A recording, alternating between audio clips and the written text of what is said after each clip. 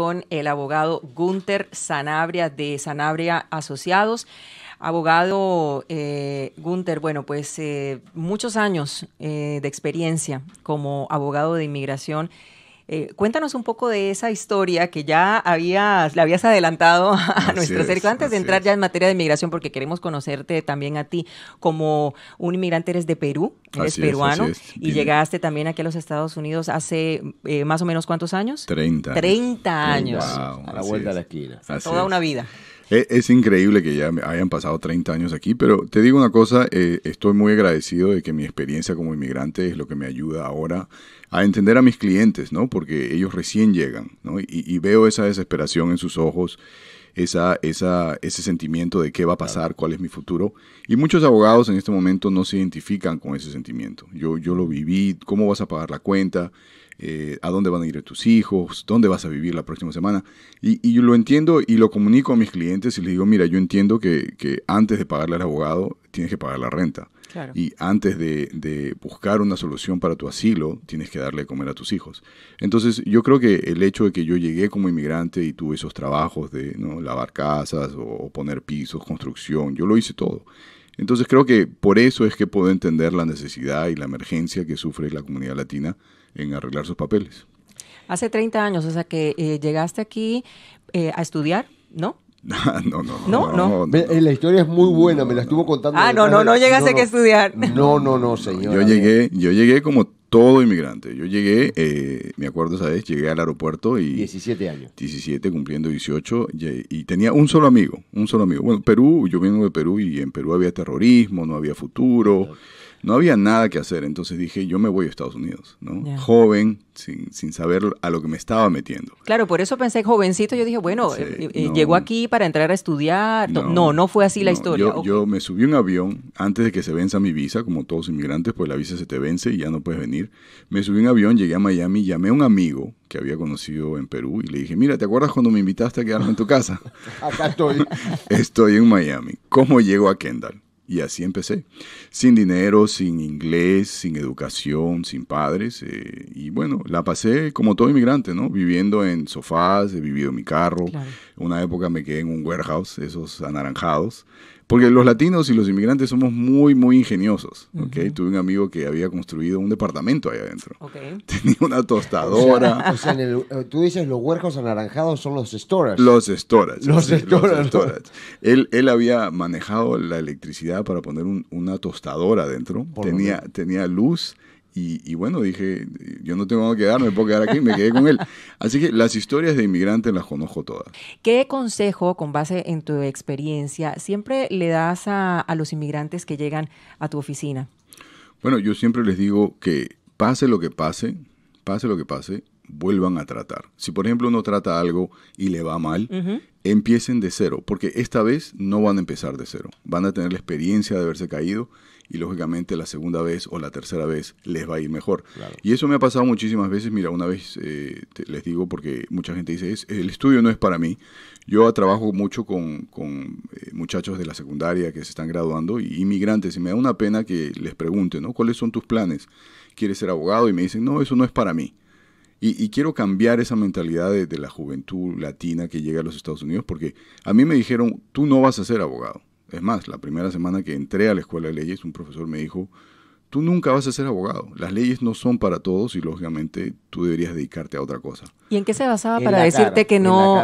¿En qué se basaba para decirte tú nunca vas a poder ser abogado? En mi inglés. Mi inglés era pésimo.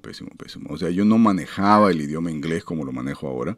Y este profesor, que fue mi profesor de escritura en inglés, escritura legal, el primer curso que tú llevas en leyes, y me dice, señor Sanabria, dedíquese a otra cosa.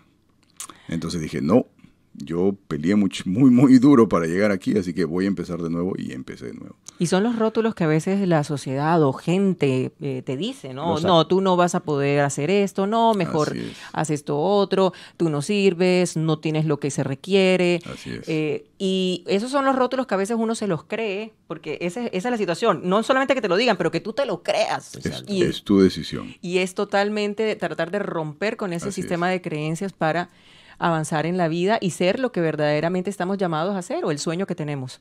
Así es. Por ejemplo, ¿cuál para inmigración o para el Servicio de Inmigración de los Estados Unidos, cuál es la diferencia entre aplicar como refugiado, digámoslo así, refugiado, asilado y el TPS, que es el estatus de protección temporal? Bueno, hay diferencias, ¿no? Por ejemplo, el asilo solamente se puede aplicar dentro de los Estados Unidos. Mucha gente me contacta por Instagram y me dice, wow, quiero aplicar por asilo, pero estoy en Colombia. No se puede aplicar fuera del país. Fuera del país tendría la opción de irse a una embajada, en la embajada americana, por ejemplo, y pedir refugio. Es muy, muy difícil, pero sí existe la posibilidad. Y bueno, lo que mencionas, el TPS, ¿no? Que en este momento está activo, porque se lo dieron a todos los venezolanos que entraron antes del 8 de marzo del 2021. Y a eso me refiero con fechas. Estados Unidos tiene fechas para todo. Entonces, inmigración no es algo que uno pueda esperar. Y el TPS tampoco no es algo permanente, ¿no? El TPS es temporal, la T significa temporal. Y ya hemos visto que esto, por ejemplo, los salvadoreños lo perdieron después de 20 años. Sí. Esta comunidad salvadoreña y centroamericana construyó negocios, se casó, tuvo hijos, y de un momento a otro les quitan los papeles. Entonces, si hay gente en este momento que escucha la radio y tiene TPS, no se quede solamente con el TPS. Vaya más allá, busque un asilo, busque sus papeles, su residencia, su ciudadanía. No pare solamente en el TPS. ¿Con TPS se puede pedir residencia? No hay, en este momento no hay un camino directo del TPS a la residencia, pero el TPS les da el permiso de trabajo, los ayuda a quedarse en Estados Unidos, pero tienen la opción del asilo. Busquen si pueden aplicar por el asilo, lleguen al final del camino, lleguen a la ciudadanía. No se queden ahí. La pregunta es si se puede aplicar por las dos, por asilo y TPS al mismo tiempo, simultáneamente. Así es, eso es algo que salió mucho cuando salió el TPS. La gente decía, bueno, apliqué por TPS, ya no necesito el asilo. O tengo asilo, no puedo aplicar por TPS. No, sí se puede aplicar por TPS y por asilo independientemente. Es más, mi consejo es que apliquen por los dos. Y si tienen algo más, también, si alguien tiene asilo, mira, si alguien tiene asilo, salió el TPS, aplique por TPS. Conoció al amor de su vida y se casó, aplique por la petición familiar también. Así es. Así es. Échele con todo, a todo. Si se convierte en estudiante, también la visa o el permiso de estudiante, ¿no? El fin es llegar a la ciudadanía, como se pueda. Hay una recomendación también que en algún momento la escuché, porque como todos tenemos nuestra historia, yo llegando aquí como inmigrante, yo llegué con mi visa, obviamente, pero me dijeron, algo que siempre debes procurar es nunca perder el estatus. Así es, así es. ¿Esa sería todavía la recomendación hoy en día? Mira, justo ayer tuve un cliente que me dice, yo llegué, y un cliente que lleva acá muchos años, yo llegué con mi visa de turista. Ok, a los 6 meses se te va a acabar, entonces hizo lo correcto, hizo la extensión de la visa, le dieron 6 meses, entonces ya tiene 1 año legal, ¿no? Se le estaba acabando la extensión, aplica por una visa de talento. La visa de talento lo mantienen en stand-by, no es deportable, y de ahí justo al final sale el TPS. Y dentro del tiempo que tenía uno y el otro, entonces también aplica para el TPS. Entonces, mantener ese estatus es sumamente difícil y no dura. O sea, estamos hablando de máximo 1 año, 2 años, y de ahí te vas a quedar sin estatus. Claro. Entonces, no se queden con solamente una información, pidan una segunda opinión. Si ya tienen algo, busquen una segunda opinión gratis y vean si tienen algo más. ¿Qué pasa si, por ejemplo, aplicamos por asilo y por TPS, pero nos niegan el asilo? ¿Qué pasa con el TPS? Bueno, lo bueno del TPS es que tiene jurisdicción sobre el asilo. Eso quiere decir que le quita el derecho, no el derecho, sino le quita la opción de deportación a la persona. Entonces, una persona pierde su asilo, no le van a dar la deportación en ese momento. Se la van a guardar, de repente más adelante se la dan, pero el TPS lo protege y se puede quedar en el país. Como un pequeño as en la manga momentáneo.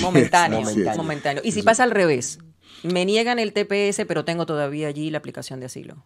Continúen, no descuiden el asilo. Y te digo una cosa que mucha gente no lo sabe y los paralegales y abogados no le explican.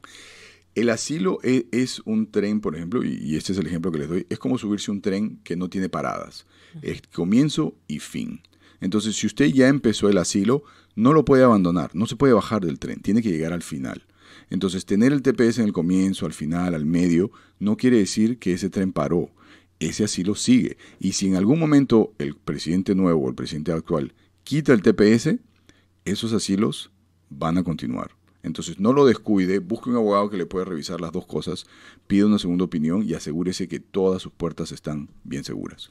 Hablemos del periodo de inscripción del TPS. ¿Cuándo vence? Porque tengo entendido que ya es, creo que en septiembre de Así este es, año así tienen es. plazo para poder aplicar para el TPS. Y pues, ¿qué otras recomendaciones tendría para los venezolanos que acaban de llegar y que pueden aplicar ahora? Bueno, primero el TPS, yo tengo mucha fe y mucha confianza de que el gobierno lo va a extender, porque lo ha extendido para otras nacionalidades y en este momento se le acaban de dar a los ucranianos, ¿no? Entonces, no hay ningún peligro en extender el TPS para los venezolanos. Pero la fecha límite no se va a cambiar. O sea, los que entraron antes del 8 de marzo del 2021, eso se va a quedar, ¿no? Le van a extender 1 año más, 2 años más, pero la fecha va a seguir igual. Entonces, los que acaban de llegar a este país, si han llegado a Venezuela, les aconsejo que vean la oportunidad de aplicar por asilo. ¿Ok? ¿Por qué?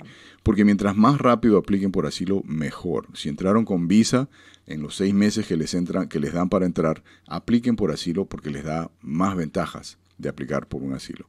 Si se pasan de los 6 meses, háganlo antes de los 12 meses, porque acuérdense que hay un límite para aplicar por asilo que es 12 meses. Y si se pasan de los 12 meses, ya no puede aplicar. Pero entonces, para entender, no se va a extender, se podría extender el TPS, pero no la fecha que indica las personas o los venezolanos que son elegibles. Exactamente. ¿Habría alguna esperanza en el futuro, quizás, tratando de hacer un pronóstico aquí, porque no tenemos la bola de cristal, pero ¿hay alguna esperanza que de pronto pudiesen esa fecha correrla para venezolanos que llegaron después de esa fecha? Bueno, lo hemos visto, ¿ok? Como te digo, en inmigración todo es posible. Desde que he empezado a hacer inmigración hace 20 años es increíble cómo han cambiado las cosas. Cosas que uno pensaba que no iban a pasar, pasaron. Claro. Entonces, esa fecha del TPS sí la vimos. Vimos que la extendieron y la cambiaron para los salvadoreños. Ya. Empezó en 1999 y dada la cantidad de salvadoreños que no habían aplicado, el gobierno la extendió al 2000 y al 2001. Pero yo no creo que eso pase en este año, ¿no? Tenemos tantísimas cosas en inmigración esperando que yo creo que eso no va a suceder este año. Abogado, con toda esta afluencia de ucranianos y rusos que ya han llegado y que van a seguir llegando a los Estados Unidos pidiendo asilo, ¿esto de alguna manera o este volumen de casos de asilo podría afectar de alguna manera los asilos de otras comunidades, por ejemplo la venezolana? Bueno, mira, hay datos que mucha gente no conoce, ¿no? Y yo como inmigrante y como abogado de inmigración, me interesan buscarlos y los he buscado y he encontrado cosas curiosas, ¿no? Por ejemplo, en este momento tenemos 1,5 millones de casos de asilos en las cortes. 1,5 millones, 1,5 millones. Imagínate eso, o sea, es un país completo que tiene que ir a la corte, ¿no? Entonces, 100,000 más, 100,000 menos, no van a hacer una gran diferencia. Por otro lado, mucha gente se queja, o por lo menos la gente de oposición al asilo se queja de que los venezolanos, los salvadoreños, los mexicanos les dan demasiados beneficios de asilos. Mucha gente no sabe, por ejemplo, que el país que tiene la mayor cantidad de asilos y la mayor cantidad de asilos aprobados es China. Y por muchos años el país de China ha tenido el beneficio de aplicar por asilo por miles. Por cada 20,000 asilos de una persona de China que se aprueba, solamente la mitad de latinos son aprobados por asilo. Entonces son cosas que uno ve y dice, ¿cómo es que el gobierno está haciendo estas decisiones? ¿Cómo es que el gobierno está tomando esas decisiones cuando son otros países los que están llenando las cortes, ¿no? No los latinos. Eso es una cosa curiosa que yo siempre me peleo con mis colegas y tratamos de dar esa información cuando podamos. Está bueno. Muy bueno. En cuanto al asilo, también pues hay muchas creencias, hay gente que de pronto no quiere aplicar para el asilo porque dicen, me da miedo que yo nunca más pueda volver a mi país. Así es. ¿Es esto cierto o qué, como abogado, cuál es la recomendación? Bueno, lo que pasa es, yo creo, ¿no? Como inmigrante uno siempre quiere volver, uno siempre quiere tener esa esperanza de llegar en algún momento y decir, me quiero ir a mi país. Sí, que la situación de repente cambie y puedas regresar a Venezuela o a Colombia. Así es, su país siempre va a estar con uno. Sí se puede en el futuro, ¿ok? Por ejemplo, si uno aplica por asilo, le está diciendo a Estados Unidos que en su país estaría en peligro, entonces no debe volver. Pero si llega a sacar la residencia y de ahí la ciudadanía, sí podría volver como ciudadano americano. Sería un estatus diferente, no estaría volviendo como venezolano, estaría yendo como americano. Entonces sí hay una posibilidad de hacerlo. Pero aún como residente ¿se podría regresar? Como residente sí podría viajar, pero no es recomendable. Ya. Porque les falta un paso más. Entonces les falta el paso de llegar a ser ciudadano. O sea, si ya llegaste ahí a la residencia, Así es. esperá un poquito más, tanto tiempo que esperaste, esperá Sí. un poco más, Así es. aplicar la ciudadanía, y una vez que tenés la ciudadanía no te la quita nadie. La Así es. residencia se te trabó, no conseguiste pasaje, huelga de piloto. Habría Uno no riesgo. sabe, más Así de es. 6 meses fuera de Estados Unidos, perdiste todo por la bolsa. Así Chao. es. Como estadounidense, como gringo, mira, te quedaste allá, te quedaste acá, exactamente lo mismo, no se pierde esa Así es. ciudadanía. Así es. Tocaste un punto también muy, muy importante porque la ciudadanía, como bien dices, no te la pueden quitar, pero la residencia sí te la podrían Así revocar. es, así es. Cuéntanos, abogado, bajo qué circunstancias esto puede pasar. Mira, existen algunos crímenes que te podrían invalidar la residencia y mucha gente piensa, ay, son crímenes muy serios. Y no es así. Les doy un ejemplo de un caso que tuve, por ejemplo, un muchachito que llegó a los Estados Unidos cuando tenía 2 años. Creció en los Estados Unidos, se hizo residente de los Estados Unidos y sus papás le dijeron siempre, hazte ciudadano, hazte ciudadano, hazte ciudadano. Bueno, no lo hizo. Ya tenía 22 años, o sea, había vivido acá 20 años. Se mezcló con malas juntas y lo arrestaron por drogas y por armas. O sea, le pararon el auto y tenía drogas y tenía una pistola dentro del auto, que acá, lógicamente, en Florida parece ser común. Entonces, Gracias, abogado. La comunidad de la Florida le da las gracias. Gracias. Pero encima cuando dice eso, las 2 primeras noticias, mira, tiroteo en los Palmettos, tiroteo dentro de un bus y el abogado por dentro decía, yo sé, bienvenido a la Florida. Gracias. Yo conozco la parte de humor. Gracias. Abogado, sí.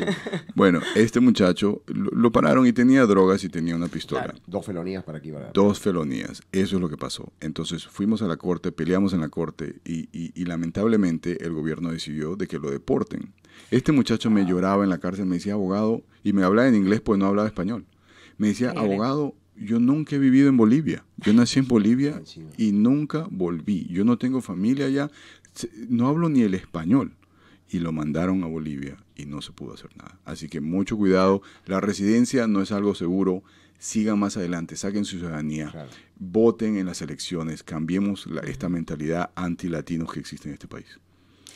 Abogado, y en cuanto al TPS, porque estábamos hablando de que con el asilo se recomienda de que no regresen a su país. Con el estatus temporal, me imagino que mucho menos. Bueno, con el TPS, el venezolano se basa en la condición política que existe en Venezuela. Entonces, hay una relación del TPS y volver al país. No lo recomiendo. Claro. ¿Okay? Pero hay esperanzas y lo que les dije al comienzo fue yo siempre me trato de enfocar en lo positivo. Sí se puede viajar, o sea, mucha gente llegó a los Estados Unidos y se les pasó la visa, aplicaron por TPS, aplicaron por asilo. Señores, sí pueden viajar, pueden sacar un permiso de viaje, pueden irse a México, pueden irse a Colombia, pueden irse a Canadá, incluso hay gente que me ha pedido, abogado, me puedo ir a estudiar a Francia teniendo un asilo. Sí, sí lo puedes hacer. Entonces, si alguien tiene en este momento TPS o asilo y quiere viajar, búsqueme, entre a mi oficina, saque una cita y yo le explico cómo. Es a través, me imagino que un waiver que hay que pedirle, solicitarle al Servicio de Inmigración. Es un permiso de viaje, es la planilla I-131, la pueden revisar en la internet, se llama la I-131, la pueden tratar de llenar por su cuenta, pero lógicamente estoy acá para ayudar si es que llegan a problemas. Bueno, han habido varios cambios, abogado, emitidos por el Servicio de Inmigración ahora hace unas semanas. Mencionaron algunos cambios, entre esos el programa de protección a los menores que entran a los Estados Unidos no acompañados. Así es. Porque debido a la pandemia, pues se puso en marcha el título 42. Así es. Que la CDC se encarga de decir, bueno, por la pandemia, todo el que venga y quiera entrar a los Estados Unidos sin permiso, pues no se le va a permitir, se expulsa. Creo que estoy utilizando el término correcto, lo expulsan por temor a que pueda traer pues enfermedades que en este momento, viviendo una pandemia, tienen todo el derecho para cerrar la frontera. Pero ahora parece que el cambio ya a los menores no acompañados, que también estaban afectados bajo el título 42, ahora sí les van a permitir Así es. quedarse aquí en los Estados Unidos, o me imagino mientras se puede resolver la Así situación. ¿Qué nos puedes decir de esa problemática en estos momentos, de la situación que se vive en la frontera y de estos menores no acompañados? Así es. Bueno, tienes razón, el título 42 fue un arma legal por la cual le cerraron la puerta a todos los extranjeros, ¿no? Por el miedo del COVID. Y bueno, ahora con menos pandemia se ha relajado un poco más y la administración del presidente fue a la Corte Suprema a pedir que se hagan excepciones por los niños, ¿no? No solamente por los niños, pero también para personas mayores de edad, ¿no? Los ancianos que están entrando por la frontera. Era inhumano mantener a unos niños separados de sus padres y ancianos que tienen presión alta, colesterol, problemas de corazón. Entonces, eso sí se ha mejorado y yo creo que en el futuro, muy cercano, el título 42 va ya a ser sin efecto, ¿no? Porque en este momento la pandemia está un poco más bajo control. Pero para los jovencitos que acaban de entrar a los Estados Unidos, mi mensaje es: no esperen que les lleguen las oportunidades para inmigración, búsquenlas. Si tienes 15 años, 16 años, 13 años, si estás acá viviendo con tu mamá soltera, tu papá soltero, si estás viviendo con una tía, con un hermano, existe, por ejemplo, la visa juvenil. La visa juvenil apoya a esos niños que viven acá solos, que tuvieron que venirse y sus padres se quedaron en su país. Existe la visa U, si han sido víctimas de algún crimen, ¿no? Por ejemplo, han sido atacados, asaltados, han sido bullying. Todas estas oportunidades, un abogado les puede decir cuáles corresponden para ellos. Entonces sí hay oportunidades para muchachos. Bueno. Y fíjate que qué bueno que mencionaste, porque esa era mi siguiente pregunta, si cómo veías esto del título 42, si pronto puede quedar sin efecto, porque hay muchos activistas que están pidiendo que pues simplemente ya ponerle fin. Así es.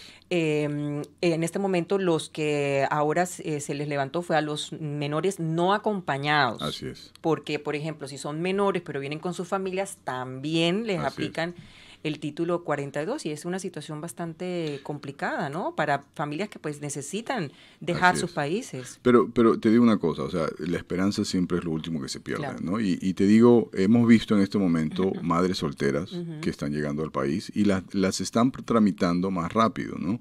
Así que yo creo que esta administración está siendo un poco más humana con respecto a los inmigrantes cruzando la frontera.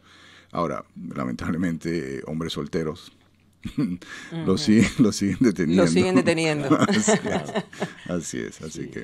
Y bueno, y entonces ahora la otra situación es de los rusos, porque ya muchos rusos también los han devuelto. Así es. Pero han aprobado a muy poquitos, o sea, sí, al parecer sí le están permitiendo a ciertas personas, sobre todo es una familia rusa que antes incluso de la guerra en Ucrania, ya no les gustaba a Vladimir Putin, no estaban de acuerdo con sus políticas y de alguna manera, y llegaron aquí, llegaron a México y cruzaron por Tijuana, y cruzaron por allí. Entonces les permitieron entrar. O sea que también hay excepciones a la regla, por lo que podemos ver. Así es. Hay excepciones y mira, te digo, eso me recuerda a otra familia venezolana que estaba en México y lamentablemente existe la xenofobia, existen los ataques, existe la corrupción. Entonces esta familia estaba esperando en México porque la inmigración les dijo tienen que esperar en México.